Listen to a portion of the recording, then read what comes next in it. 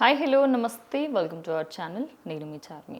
Present మనతో పాటు ఏపీలో జరుగుతున్న అత్యాచారాలకు అఘాయిత్యాలకు సంబంధించి అలాగే శ్రీరెడ్డి పైన మాట్లాడేందుకు ప్రస్తుతం మనతో పాటు సోషల్ అనలిస్ట్ కృష్ణకుమారి గారు ఉన్నారు. మేడంతో మాట్లాడదాం. నమస్తే మేడం. నమస్తే మేడం, ఏపీ బాగుపడుతుంది అనుకునే టైంలో అంటే వైఎస్ఆర్సీపీ హయాంలో ఉన్నప్పుడు ఎన్నో ఘోరాలు జరిగాయి. కానీ ఇప్పుడు రీసెంట్గా చూసుకుంటే మైనర్లకు సంబంధించి అంటే అసలు బుక్ కాకుండా ఇంకో ప్రపంచమే తెలియని టైంలో రేప్ చేశారు. అది కూడా ఒక 9 ఏళ్ళ అమ్మాయి పైన. ఇది వింటేనే అసలు ఇంత దారుణంకి దిగజారుతున్నారు ఎందుకు అని అనిపిస్తుంది. మరి దీనికి అసలు మెయిన్ కారణం ఏంటంటారు వాళ్ళు చెడిపోవడానికి? అంటే ఇంతటి స్థాయికి ఇవాళ సమాజం పరిస్థితి వెళ్ళింది అంటే ఇది ఒక రకంగా మనకి అలారం మోగినట్టు, ఇక ప్రమాద గంటికలు ఇవి. ఎందుకు అసలు 13 ఏళ్ళ 14 ఏళ్ళ పిల్లలు ఎందుకు ఈ పనులు చేస్తున్నారు? అసలు 13 14 ఏళ్ళ పిల్లలు ఎక్కడ ఉండాలి? థాట్ ఎందుకు వస్తుంది అసలు? అది థాట్ ఎందుకు వస్తుంది? వీళ్ళు చదువుకుంటున్నారా, చదువుకోవట్లేదా, లేకపోతే కుటుంబ పరిస్థితులు ఏంటి, ఏ పరిస్థితులు వీళ్ళని అటువైపు నడిపిస్తున్నాయి అని కనుక మనం ఆలోచిస్తే కనుక ఇవాళ పరిస్థితి ఎలా ఉందంటే ఆంధ్రప్రదేశ్లో, ఒక ఆంధ్రప్రదేశ్ అనే కాదు చాలా చోట్ల ఇలా నడుస్తుంది. అంటే అత్యాచార పరంపర నడుస్తూ ఉంది. కాకపోతే వేరే చోట్లకిన్నూ ఆంధ్రప్రదేశ్కి ఉన్న తేడా ఏంటి అంటే మైనర్లు చేస్తున్నారు. ఇప్పుడు ఇక్కడ ఆంధ్రప్రదేశ్లో తెలంగాణలో కూడా జరుగుతుంది. కన్న తండ్రి 2-3 చోట్ల చేసింది కనిపిస్తుంది. అంటే నేను రిపోర్ట్ అయినయే మాట్లాడుతున్నా, రిపోర్ట్ అవని ఎన్నో ఉన్నాయి. అయితే ఆంధ్రప్రదేశ్లో ప్రత్యేక పరిస్థితి కారణం ఏంటంటే వాళ్ళకి ట్యాబులు ఇచ్చారు స్కూల్ పిల్లలకి. వాళ్ళు ఆ ట్యాబుల్లో పోర్న్ సైట్స్ చూస్తున్నారు, అలాగే ఓటీటీ ప్లాట్ఫామ్స్లో సినిమాలు చూస్తున్నారు. ఇవి ఒక రకంగా వాళ్ళని ప్రేరేపిస్తున్నాయి.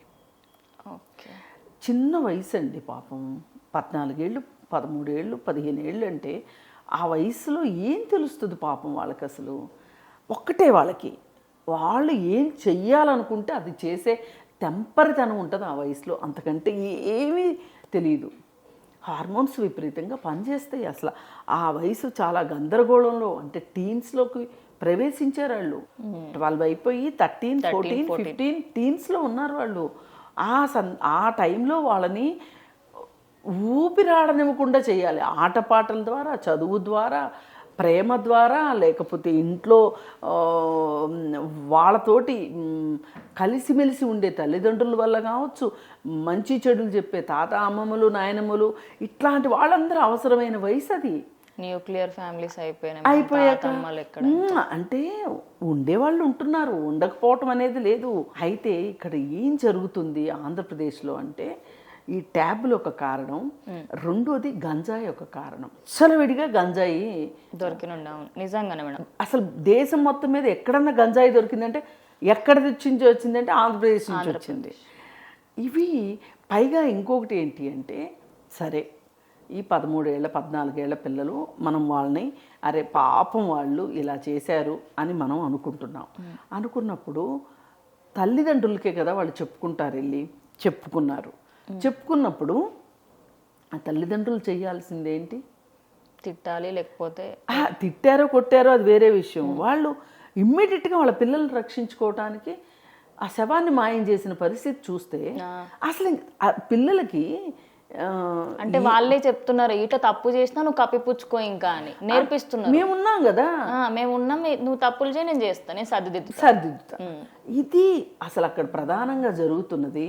పైగా అసలు ఈ విషయం అంతా బయటికి రాకముందు ఏమన్నారు అంటే, అసలు ఇంకేముంది, ఎట్లా చేస్తారు, వాళ్ళు తెలుగుదేశం వాళ్ళే అయ్యి ఉంటారు, లేదు అనుకుంటే వాళ్ళు అగ్రకులాల వాళ్ళే అయ్యి ఉంటారు, అదే అయ్యి ఉంటారు, ఇదే అయ్యి ఉంటారు, రకరకాల వక్ర భాష్యాలు చెప్పారు. ఎప్పుడైతే ఆ పిల్లలే దీనికి పాల్పడ్డారని తెలిసి ఆ పిల్లలతోటి మాట్లాడి నిజాలు చెప్పించుకుంటే తెలిసింది ఏంటంటే, ఒక పిల్లవాడు వాళ్ళ నాన్నకి చెప్తే, ఇంకొక పిల్లవాడు వాళ్ళ పెదనాన్నకి చెప్తే, వాళ్ళిద్దరూ కలిసి ఈ శవాన్ని మాయం చేశారు. 8 రోజుల పాటు కృష్ణానదిలో వెతికారు. ఈ రోజుకి దొరకలేదు, దొరకదు కూడా. ఎందుకంటే వాళ్ళు రాయి కట్టికి లోపలేశారు. అసలు ఎందుకు పైకి వస్తుంది? ఈ లోపు ఎప్పుడో జలచరాలకు ఆహారం అయిపోయి ఉంటుంది ఆ బాలిక మృతదేహం. ఏమైనా సరే ఇక్కడ కావాల్సింది ఏంటంటే జరిగిపోయింది కాదు, ఇప్పుడు జరగాల్సింది ఏంటి అనేది చూడాలి. ఇప్పుడున్న పరిస్థితుల్లో చేయాల్సింది ట్యాబులు తీసేసుకోవాలి. ఓకే, ట్యాబులు తీసేసుకోవాలి, గంజాయిని అరికట్టాలి. అసలు ఒక 13 ఏళ్ళ 14 ఏళ్ళ పిల్లాడు స్కూలుకి ఎందుకు వెళ్ళట్లేదు? ఆ తల్లిదండ్రులు, వాళ్ళు చదువుకున్న వాళ్ళు కానీ చదువుకోని వాళ్ళు కానీ ఎవరైనా సరే ఆ తల్లిదండ్రుల్ని పనిష్ చేయాల్సిందే. మనకి 14 సంవత్సరాల వరకు నిర్బంధ విద్యా విధానం ఉంది. 14 కాదు, 18కి మార్చండి. 18 ఏళ్ల లోపు ఖచ్చితంగా వాళ్ళు చదువుకోవాల్సిందే. తప్పినా పాస్ అయినా. అంటే అంత టెక్నాలజీ పరంగా ట్యాబ్స్ అయితే మీరు అన్నట్టు మీరు ఆపేస్తే, ఒకప్పుడు బోర్డులు ఉండే మేడం, ఇప్పటికీ కూడా డిజిటల్ అయిపోయింది మొత్తం. టీచర్లే వాళ్ళే ఫోన్లలో చూసుకుంటూ చెప్తున్నారు. అంటే మేము చదువుకున్నప్పుడు అయితే మొత్తం మా టీచర్ అంతా తనే నేర్చుకుని వచ్చింది, ఇప్పుడు వాళ్ళే ఫోన్లలో చూసి చెప్తున్నారు. అంటే ఒకటి మారింది కరెక్టే, ఇది మంచి ఫలితం. ఒక ప్రయోగం చేసాం, మంచి ప్రయోజనం వచ్చిందా కంటిన్యూ చేద్దాం, లేదు అనుకుంటే మన చేతిలో పని కాదా, మన పిల్లలు కాదా మనం బాగు చేసుకోవాల్సిందే. ఇప్పుడు ఈ 3 పిల్లలు దొరికారు, అసలు దొరకనివి ఎన్నో. వాళ్ళు చెప్పని వాళ్ళు ఎంతమంది ఉండొచ్చు. ఎంతో ఆ అమ్మాయి చనిపోయింది కాబట్టి సరిపోయింది. ఇప్పుడు ఇక్కడ హైదరాబాద్లో మొత్తం 10 మంది మీద అయింది కేసు.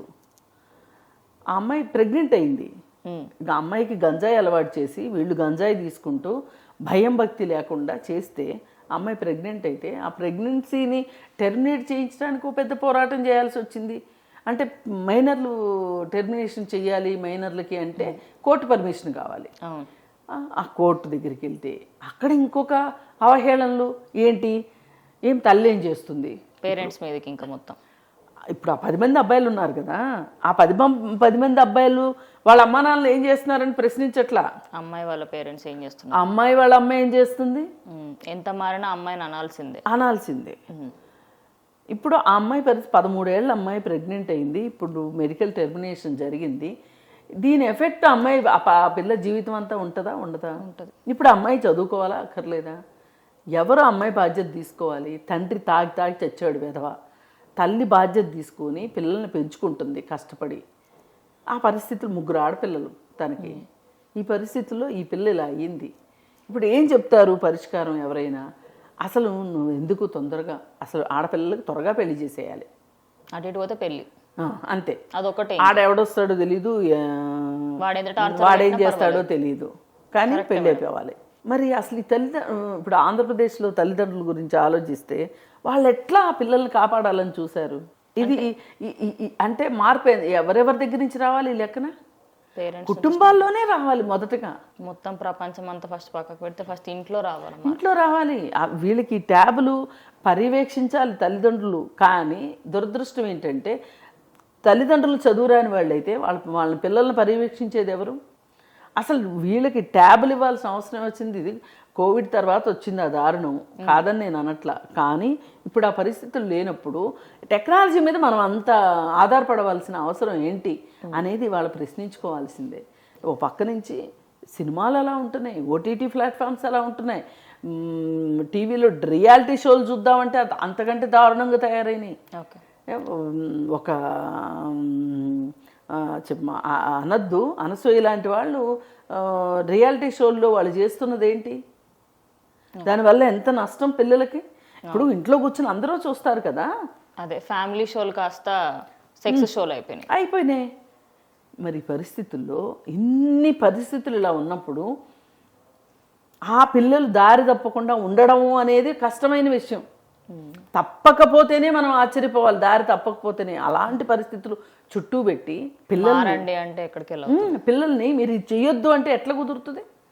అంటే మేడం మధ్యలో ఆపుతున్నందుకు క్షమించండి, బట్ ఇప్పుడు రీసెంట్గా ఏదైతే ఇప్పుడు మైనర్ల పైన కేసు అయిందో దానిపైన యాంకర్ రష్మి ఒక ట్వీట్ పెట్టడం జరిగింది.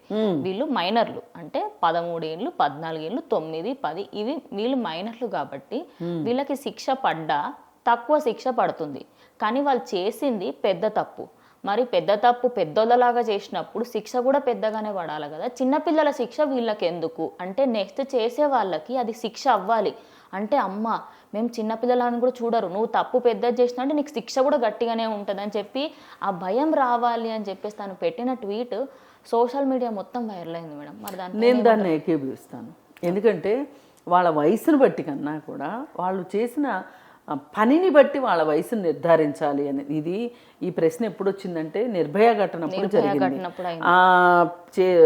దానిలో పాల్గొన్న వాళ్ళందరిలోకి ఎక్కువ పాశవికంగా ఉన్నది ఆ పిల్లాడే. ఇందాక మనం అనుకున్నాం చూడండి, వాళ్ళకి భయం తెలియని వయసు అది. ఇప్పుడు నేను ఈ పని చేస్తే నాకు పడబోయే శిక్ష ఏంటి, నేను ఏ పరిస్థితులను ఎదుర్కోబోతాను అని ఆలోచించే వయసు కాదది. అందుకే ఆ వయసుని మనం చాలా జాగ్రత్తగా డీల్ చేయాల్సిన అవసరం ఉంటుంది. మధ్యతరగతి తల్లిదండ్రుల్లో లేకపోతే డబ్బులున్న తల్లిదండ్రుల్లో బాగానే డీల్ చేసుకోవచ్చు. ఈ పని పాటలు చేసుకునే వాళ్ళు, దిగువ మధ్య తరగతి వాళ్ళు, కూలీ నాలి చేసుకునే వాళ్ళు ఆ రోజు పని గురించే చూస్తారా, పిల్లల గురించే చూసుకుంటారా? వాళ్ళు వాళ్ళు కష్టపడి ఆ ట్యాబ్ కూడా వాళ్ళ కష్టంతో తీసుకొచ్చి, అంటే గవర్నమెంట్ ఇచ్చింది ట్యాబ్లు వాళ్ళకి. వాళ్ళ ఫోన్స్ అయినా కూడా మేడం పిల్లలు కావాలని ఫోన్ కావాలి అని చెప్పి పేచీ పెట్టే పిల్లలు తిండి తినమని చెప్పి, చచ్చిపోతామని చెప్పి, ఇంట్లోంచి వెళ్ళిపోతామని చెప్పి వాళ్ళకి ఫోన్లు కొనిపించుకుంటున్నారు. అంటే ఇవన్నీ కూడా కారణాలు ఈ నేరం వీళ్ళు చేయటానికి. మరి ఈ నేరం చేసే దిశగా వాళ్ళని నడిపించిన పరిస్థితుల్ని మనం మార్చకుండా, గంజాయిని ఆపకుండా ఈ పిల్లలు మారాలంటే మారరు. మరి శిక్ష ఎలాంటిది పడాలంటే, శిక్ష వాళ్ళు చేసిన పనిని బట్టి వాళ్ళకి, అది ఏ వయసు వాళ్ళు చేయగలిగిన పని అయితే ఆ వయసు శిక్ష విధించాల్సిందే. పైగా లేదంటే ఇంకొకటి కూడా చేయాలి. ఇప్పుడు డ్రైవింగ్ లైసెన్స్ లేకోకుండా డ్రైవింగ్ లేని వాళ్ళు, మైనర్ చిల్డ్రన్ బండి నడుపుతున్నారు అనుకోండి, తెలంగాణ దానిపైన యాక్షన్ తీసుకుంటున్నారు. ఏం చేస్తున్నారంటే తల్లిదండ్రులకు శిక్ష వేస్తామని చెప్తున్నారు.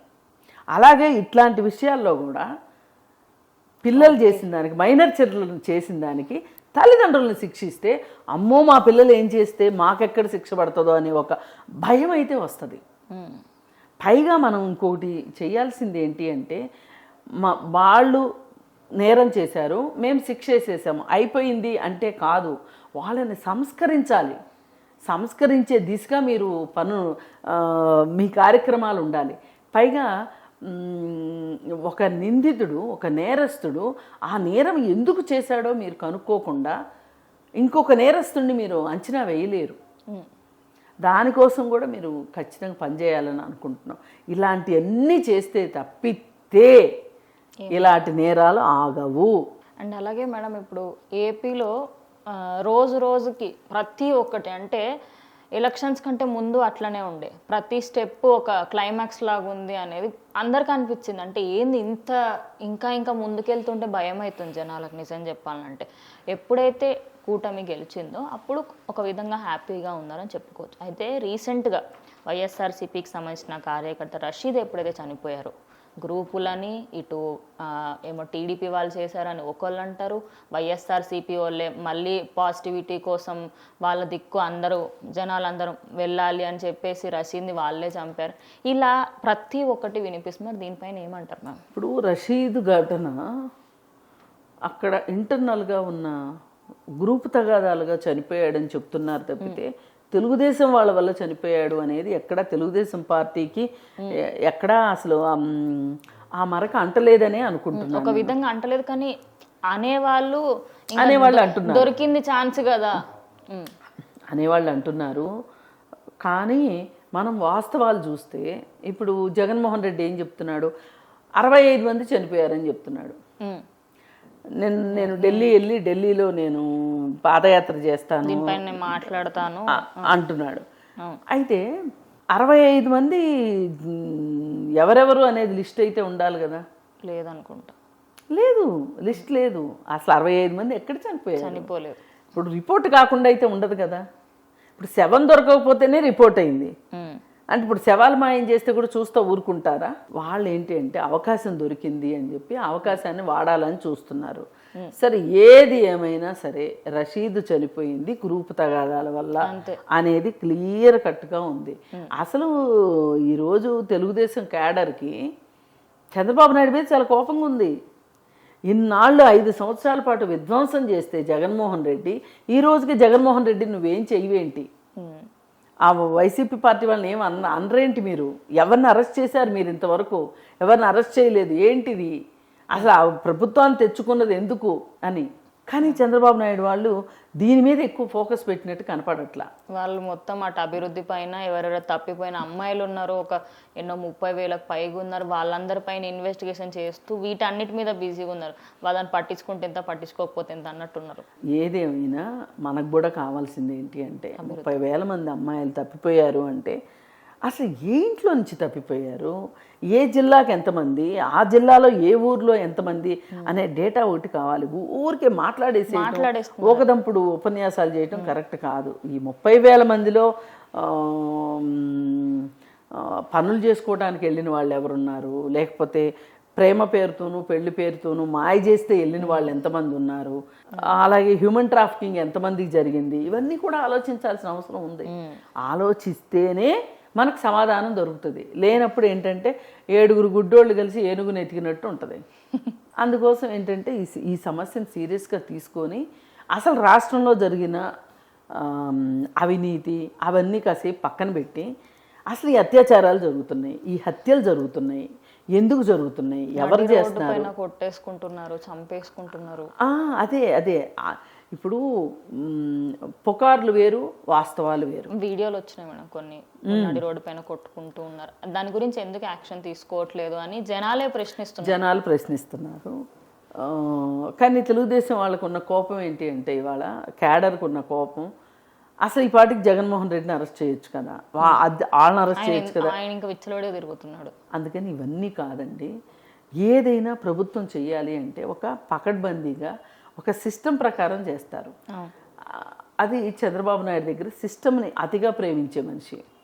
అందుకని చెప్పి ఎవరో ఒకళ్ళు ఎప్పుడోసారి దొరకపోరు, దొరికినప్పుడు వాళ్ళ సంగతి చూసుకుంటాను. కానీ నేను ఇప్పుడు మొదటగా నేను చేయాల్సింది ఏంటి, నా మంత్రివర్గము, నా సహచరులంతా ఎలా ఉన్నారు, వాళ్ళు ఎలా పరిపాలన సాగిస్తారు, అలాంటి దాని మీదనే లేదు. ఆర్థిక వ్యవస్థ బాగా దారి తప్పిపోయింది, దాన్ని ఒక తాటి మీదకి తీసుకొని వచ్చి దాన్ని గాడిలో పెట్టాలనేది ఒక ఉద్దేశం. అలాగే మహిళలకి, స్త్రీలకి సంబంధించి, విద్యార్థులకి, వీళ్ళకి సంబంధించి కూడా ఏంటి చెయ్యాలి అనేది కూడా ఆలోచిస్తున్నారు. అందుకని ఇట్లాంటివన్నీ అవసరం. ఇవాళ ఈ అవసరమైన పరిస్థితుల్లో ప్రభుత్వం కూడా సరిగా స్పందించి హోమ్ మినిస్టర్ని పెట్టారు. మనము ఇంకా మేము టైం తీసుకుంటాము, మేము ఇంకా ఇప్పుడిప్పుడే కుదురుకుంటున్నాం అనే మాటలు ఎవరు వినటానికి సిద్ధంగా లేరు. ఇప్పుడు కావాల్సింది ఏమనుకుంటున్నారు, ఏంటి చెయ్యాలి, ప్రజల కోసం ఏం చెయ్యాలి, పైగా మేము నలిగిపోయి ఉన్నాం కార్యకర్తలమి, మాకేంటి చేస్తారు అనేదే ఆలోచిస్తున్నారు. ఇప్పుడు పక్కన చంద్రబాబు నాయుడు పరిస్థితి ఏంటి, ఈ రోజుకి వ్యవస్థలు అతని చేతిలోకి ఇంకా రాలా, పోలీస్ వ్యవస్థ ఆయన చేతికి రాలా, వాళ్ళు వినట్ల మాట. ఓ పక్కన ఖజానా చూస్తే సరిగా లేదు, ఓ పక్కన పోలవరం కట్టుకోవాలి, ఓ పక్కన అమరావతి కట్టుకోవాలి. ఈ దీనిలో పైగా మంత్రివర్గ కూర్పులో తలమునకలై ఉన్నారు.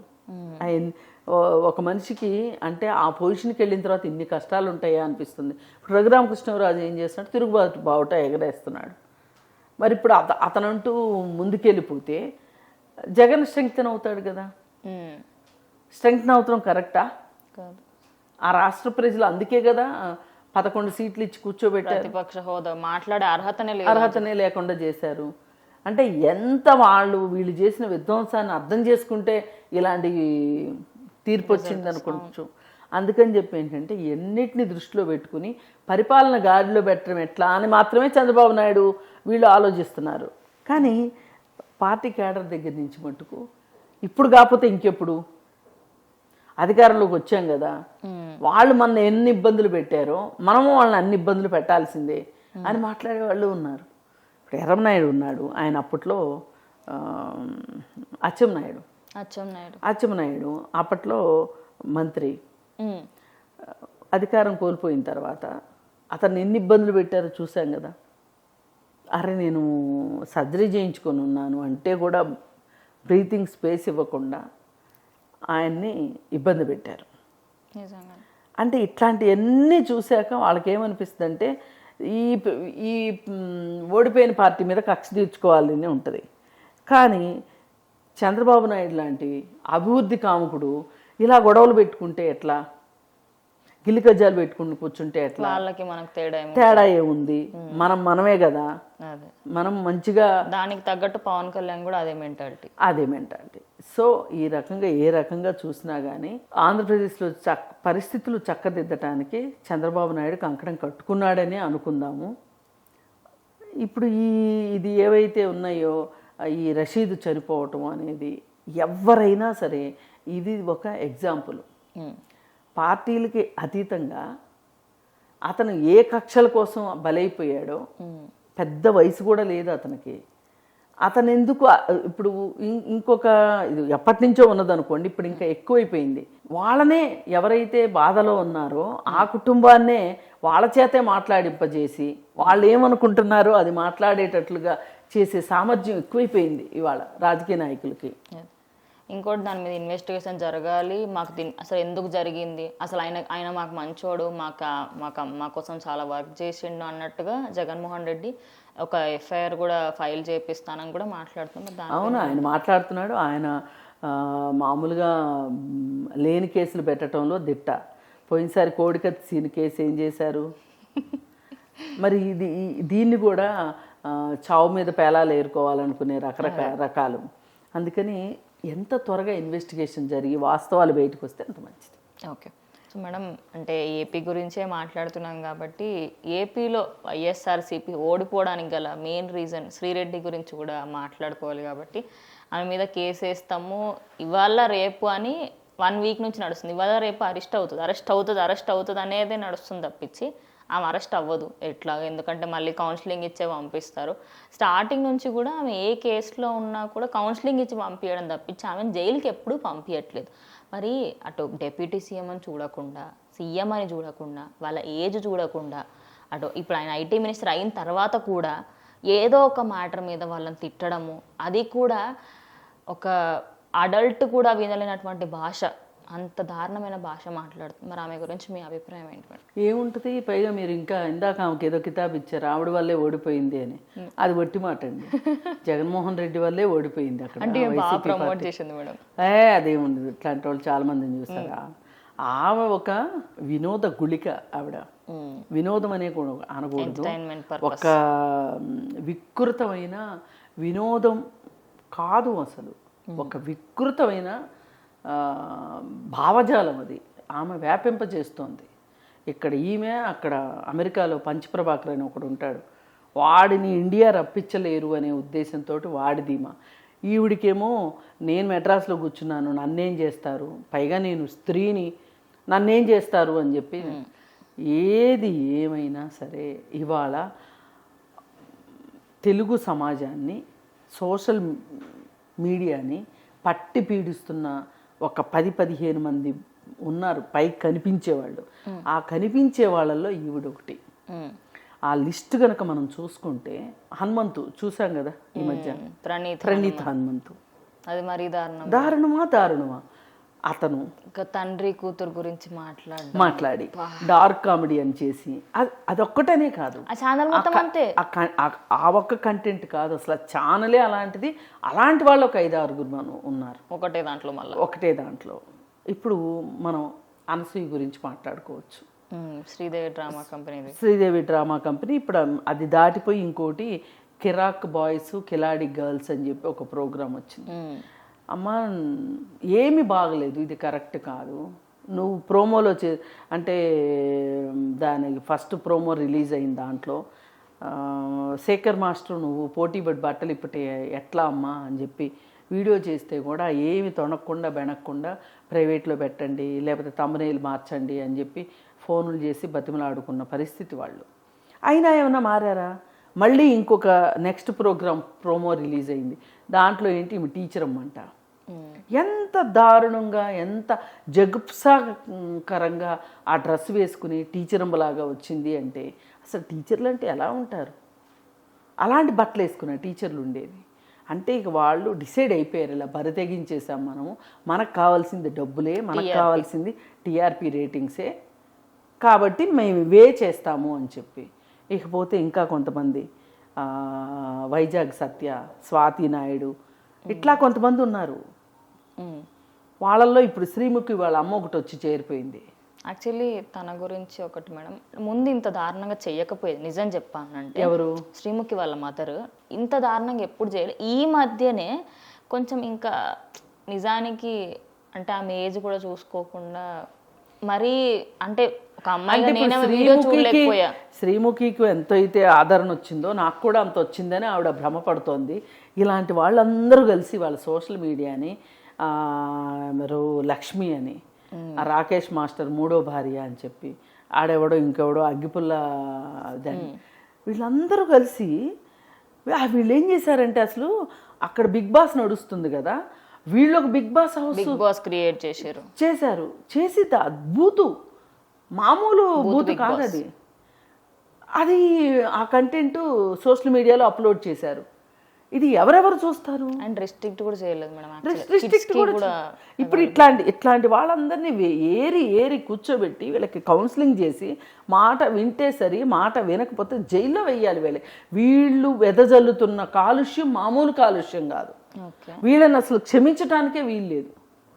ఇట్లాంటి వీళ్ళు ఉండగా ఈ రియాలిటీ షోస్ పేరుతోటి బూతు షోలు వస్తూ ఉంటే, అలాగే సినిమాలు అలాగే వస్తుంటే, ఓటీటీ ప్లాట్ఫామ్స్లో అలాగే వెబ్ సిరీస్ అదే విధంగా వస్తూ ఉంటే అసలు ఎట్లా అసలు?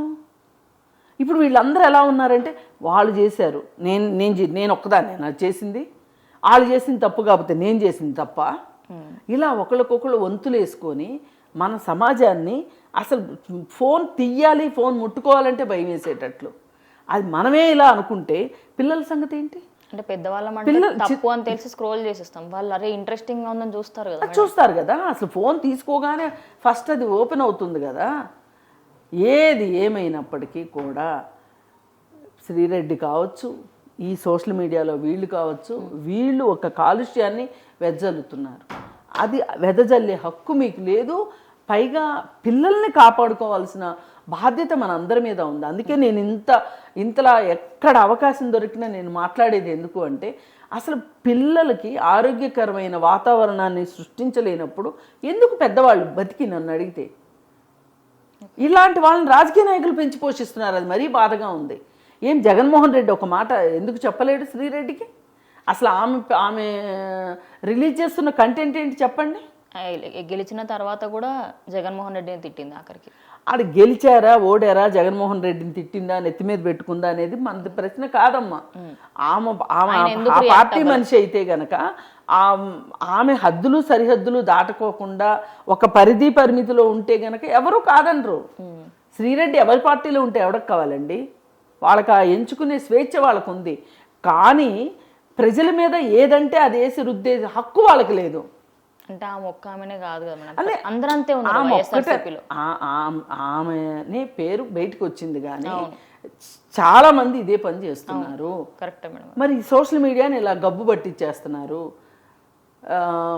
ఆమె ఎక్సర్సైజ్ వీడియోలు కావచ్చు, లేకపోతే వంటలు చేసే వీడియోలు కావచ్చు, ఆమె వస్త్రధారణ కావచ్చు, లేదు అనుకుంటే అవేవో అడవుల్లోకి ఎక్కడికో వెళ్ళి తోటల్లోకి వెళ్ళి వంటలు చేస్తుంటుంది. అప్పుడు ఆవిడ వేసుకున్న వస్త్రధారణ చూస్తే చాలా అసహ్యంగా అనిపిస్తుంది. ఆ కంటెంట్ వస్తూ ఉంటే ప్రభుత్వం ఎక్కడ నియంత్రణ చర్యలు అసలు ఎక్కడో ఒక చోట ఆగాలి కదా, ఎక్కడో ఒక చోట ఒక పులి స్టాప్ పడాలి కదా. పడకపోతే ఎట్లా? ఇప్పుడు రాజకీయ నాయకులను ఇష్టం వచ్చినట్టు మాట్లాడింది, వాళ్ళు ఎవరో కేసు పెట్టారు. ఇప్పుడు లోకేష్ని మాట్లాడింది, చంద్రబాబు నాయుడు మాట్లాడింది, ఈ రఘురామకృష్ణరాజుని మాట్లాడింది, అందరినీ మాట్లాడింది. ఆఖరికి ఓడిపోయిన తర్వాత రోజాని కూడా తిట్టింది. నీ వల్లనే ఓడిపోయారని చెప్పి. ఏది ఏమైనా సరే ఆమె వైఎస్ఆర్ పార్టీ మౌత్ పీస్ లాగా మారి ఒక కాలుష్యాన్ని వెదజల్లుతుంది కాబట్టి అది రెండో పార్టీ వాళ్ళకి బాధగా అనిపించింది. కాబట్టి వాళ్ళ గౌరవానికి భంగం కలిగించేలాగా మాట్లాడింది అని ఆవిడపైన కేసు బుక్ చేయటం జరిగింది. ఆవిడని అయితే పిలిచి వీళ్ళందరినీ ఒక రీహాబ్ సెంటర్లో వేయాలి నన్ను అడిగితే. ఇప్పుడు ఇందాక నేను చెప్పాను 10-15 మంది, వీళ్ళందరినీ రీహాబ్లో వేయాలి. మాదక ద్రవ్యాలు తీసుకున్న వాళ్ళ మాత్రమే రీహాబ్లో వేయాలని ఎక్కడా లేదండి. ఇలా బుద్ధి పుచ్చిపోయిన వాళ్ళని, బుర్రలు పాడైపోయిన వాళ్ళని, ఒక రకమైన శాడిస్టిక్ ప్లెజర్ని అనుభవిస్తున్నారు వీళ్ళు. వీళ్ళ మానసిక వికృతానికి సొసైటీని బలి చేస్తున్నారు. వీళ్ళందరికీ ఇలాంటి విషయాలన్నీ మానుకునేంత వరకు వాళ్ళని అబ్జర్వేషన్లో పెట్టాల్సిన అవసరమే, రీహాబ్లో పెట్టి వాళ్ళని సంస్కారం చేయాల్సిన అవసరం అయితే మటుకు ఉన్నది. లేకపోతే సమాజానికి మంచిది కాదు. ఓకే. అంటే మేడం మీరు ఇందాక మాట్లాడుతూ అన్నారు కదా, అంటే అసభ్యకరమైన బట్టలు వేసుకోవడం కానివ్వండి, వాళ్ళ పద్ధతులు కానివ్వండి. ఇప్పుడు ఇన్స్టాగ్రామ్ ఓపెన్ చేస్తే ఒక కొత్త ట్రెండ్. అసలు అది నిజానికి ఇన్స్టాగ్రామ్ తక్కువ, నాకైతే డ్రెస్సింగ్ రూమ్ ఎక్కువ అనిపిస్తుంది. బ్లౌజులు కూడా అక్కడే వేసుకుంటారు, బ్లౌజులు కూడా అక్కడే ఉక్సులు పెట్టుకోవడాలు, చీరలు అక్కడే కట్టుకోవడాలు, గెట్ రెడీ విత్ మీ ఇది కొత్త ఫ్యాషన్ నడుస్తుంది. దానికి తగ్గట్టుగానే కొంతమంది అమ్మాయిలు ఎవరెవరైతే ఉన్నారో ఇప్పుడు ఫిలిం ఇండస్ట్రీకి వెళ్ళాలి అంటే ఇన్స్టాగ్రామ్ ద్వారా వెళ్ళిన వాళ్ళు ఎంతోమంది ఉన్నారు. అది కూడా ఎక్స్పోజింగ్ చేస్తేనే మనకి తెలుగు ఇండస్ట్రీలో కానీ, తమిళ ఇండస్ట్రీ అయినా, ఏ ఇండస్ట్రీ అయినా, బాలీవుడ్ అయినా, టాలీవుడ్ ఏదైనా సరే ఛాన్స్ వస్తుంది అనే ఉద్దేశంతో వెళ్తున్నారు. మరి ఇలాంటి వాటిని ఇన్స్టాగ్రామ్ అయితే రిస్ట్రిక్ట్ చేయదు మేడం ఎట్లాగో. మరి దీనికి చిన్నపిల్లలు చూడకుండా ఎలాంటివి అరికట్టడానికి ఏమైనా ఆప్షన్ ఉందంటారా? అసలు నన్ను అడిగితే ఈ స్మార్ట్ ఫోన్లు తీసేయాలండి. ఈ స్మార్ట్ ఫోన్లు తీసేస్తేనే కానీ ఈ పరిస్థితి రాదు. డబ్బా ఫోన్లే అవసరం. మీకు ఫోన్ దేనికి అసలు? కమ్యూనికేషన్ కోసమే కదా, మ్యాక్స్ కమ్యూనికేషనే కదా. మీకు బిజినెస్ అవసరాలు ఉన్నవాళ్ళు మీరు పెట్టుకోండి ఫోను. సిస్టమ్ ఒకటి ఉంటుంది. అసలు ఒక లైసెన్స్ కావాలి ఫోన్ కావాలి అన్న వాళ్ళకి. నాకు ఇప్పుడు గన్ ఉంది, గన్ లైసెన్స్ కావాలి అంటే అప్లికేషన్ పెట్టుకోవాలి. ఎవరు పెడితే వాళ్ళు గన్నులు వాడటానికి వీల్లేదు. అట్లా ఫోను కూడా అప్లికేషన్ పెట్టుకుని ఫోన్ తీసుకోవాల్సినంత పరిస్థితి దిగదార్చేశారు. నా దేశంలో 100 కోట్ల మంది జనాలు ఉంటే 100 కోట్ల ఫోన్లు ఉన్నాయి. ఇంట్లో 10 మంది ఉంటే 10 మందికి ఫోన్లు ఉన్నాయని గొప్పలు చెప్పుకోవటం కాదు. ఈ 10 మంది ఆ ఫోన్లతో ఏం చేస్తున్నారు? వీళ్ళు అప్లోడ్ చేసిన చెత్తను వాళ్ళు చూస్తున్నారు, వాళ్ళు అప్లోడ్ చేసిన చెత్తను వాళ్ళు చూస్తున్నారు. ఈ మధ్యలో పిల్లలు బలైపోతున్నారు. ఏది ఏమైనా సరే మనకి ఒక టెక్నాలజీ మన నెత్తి మీద వచ్చి కూర్చుంది. ఈ టెక్నాలజీ వల్ల వచ్చే దుష్పరిణామాలని మనము అంచనా వేయాలి. అంచనా వేసి వాటిని ఎట్లా ఎదుర్కోవాలి అనే దానికి మనం ఇప్పుడు బడ్జెట్లు ప్రవేశపెడతా ఉంటారు. అసలు ఇట్లాంటి దానికి కూడా ఒక బడ్జెట్లో భాగం చేసి మనం ఏదో వ్యాపారం అయిపోతుంది, మన దేశం ఎలిగిపోతుంది, ముందుకెళ్ళిపోతుంది అనుకుంటున్నాం. కానీ దేశం ముందుకెళ్ళటం కాదు. ఇప్పుడు గంజాయి ఎంత మాదక ద్రవ్యంగా ఎంత పరిస్థితి అయిందో, ఫోన్ కూడా అంతే మాదక ద్రవ్యంలాగా తయారైపోయింది. అందుకని చెప్పి దీని నుంచి మట్టుకు మనం సమాజాన్ని కాపాడుకోవాలి, పైగా పిల్లల్ని కాపాడుకోవాల్సిన అవసరం ఉంది. ఓకే. అంటే మనం లాస్ట్ క్వశ్చన్, లైక్ పేరెంట్స్ ఇప్పుడైతే అందరూ జాబ్స్ చేస్తూ ఉంటారు, వాళ్ళు పిల్లలని పట్టించుకునే అవకాశం అయితే లేదు. ఇప్పుడు స్మార్ట్ ఫోన్స్ ఇచ్చే వాళ్ళు చిన్న ఫోన్స్ ఇవ్వడం బెటర్ అంటారా పిల్లలకి? అంతే. స్మార్ట్ ఫోన్ ఎందుకు? కమ్యూనికేషన్ కోసమే కదా ఫోను. ఓకే. అసలు ఎందుకు పిల్లలకు ఫోన్లు ఎందుకు ఇస్తున్నారు? ఇవాళ నేను 7వ తరగతి 8వ తరగతి చదివే పిల్లలు ఉన్న స్కూళ్ళకి అవేర్నెస్ ప్రోగ్రామ్స్కి వెళ్తే, మీరు ఫేస్బుక్లో అకౌంట్ ఉందా మీకు అంటే ఉంది ఉంది అని చేతులు చెప్తారు, హ్యాపీగా చెప్తారు ఇంకా వాళ్ళు. అయితే అసలు మరి మీరు మైనర్లు ఫేస్బుక్లో ఉండటానికి వీల్లేదు కదా అంటే, మా పెద్దవాళ్ళ ఐడిలో ఏదో ఒకటి పెట్టి చేసాము. వాళ్ళ బిజినెస్కి వాళ్ళు పెట్టుకున్నారు ఫేస్బుక్లో అవన్నీ. మనం కదా ఇక్కడ బలైపోతున్నాము. అంటే ఎవరో వాళ్ళని రగిలించారు, వేరెవరో దానికి బలైపోయారన్న పరిస్థితిలో ఇవాళ పరిస్థితి ఉంది. అంటే సమాజం ఉంది, పిల్లలు ఉన్నారు అంటే దీన్ని మట్టుకు మనం సరి చేసుకోవాల్సిన అవసరం ఉంది. శ్రీరెడ్డి లాంటి వాళ్ళ దగ్గర నుంచి వాళ్ళు వెదజల్లే కాలుష్యాన్ని నుంచి కాపాడుకోవాల్సిన అవసరం ఉంది ఈరోజు. అందుకని ఏ రకంగా చూసినా సరే శ్రీరెడ్డి కావచ్చు, శ్రీరెడ్డి లాంటి వాళ్ళు కావచ్చు, కొంతమంది చేసే పనులు మట్టుకు ఏమాత్రం సమర్థనీయం కాదు. Okay. Thank you madam, thank you so much. Thank you. So అంటే ఇది ఎప్పటి నుంచో శ్రీరెడ్డి టాపిక్ అనేది ఓవరాల్ ప్రతి ఒక్కరికి తెలిసినప్పటికీ కూడా దీనిపైన అంటే తన మీద మాట్లాడడానికి కానీ దేని గురించి మాట్లాడారు. ఈసారైనా ఆమె జైలుకి వెళ్తుంది, ఎందుకంటే అలాంటి వాళ్ళు జైలుకి వెళ్తే అలా మాట్లాడడానికి భయపడడానికి వస్తుంది. లేకపోతే ఆమెకి ఏదైనా కొంచెం పెద్ద శిక్ష పడితే ఓకే. ఇప్పుడు పెద్ద శిక్షలు అంటే నేను ఇందాక రీహాబ్ అని చెప్పాను, రీహాబ్ కంటే పెద్ద శిక్ష ఏముండదు. ఓకే. వీళ్ళని వేయాల్సిందే. ఓకే. వీళ్ళందరినీ ఎవరెవరైతే మీరు ఇట్లా నేను చెప్పిన 15-20 మంది ఉన్నారు పేరేనికి గన్న వాళ్ళు. వీళ్ళు కాకుండా ఇంకా ఎవరున్నా సరే వాళ్ళు యూట్యూబ్ యజమానులైనా సరే కఠినంగా శిక్షించాలని కోరుకుంటున్నాను. Thank you ma'am, thank you so much. So చూసారు కదా, ఇది ఇవాళ వీడియో. ఇంకో వీడియోతో మళ్ళీ కలుస్తాం.